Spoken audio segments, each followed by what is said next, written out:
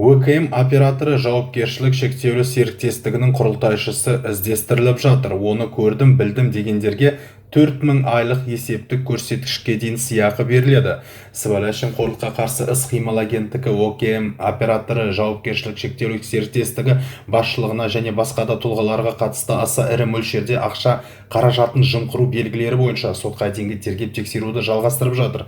Қылмыстық іс аясында 2017-2018 жылдар аралығында экологиялық кодекстің талаптарын бұза отырып, оған 920 миллион теңге мөлшерінде дивиденд түрінде заңсыз төленген кәдеге жарату алымының ақшалай қаражатын иелеген ОКМ операторы жауапкершілік шектеулі серіктестігінің бұрынғы құрылтайшысы Шынар Мұхтарова күдікке ілікті.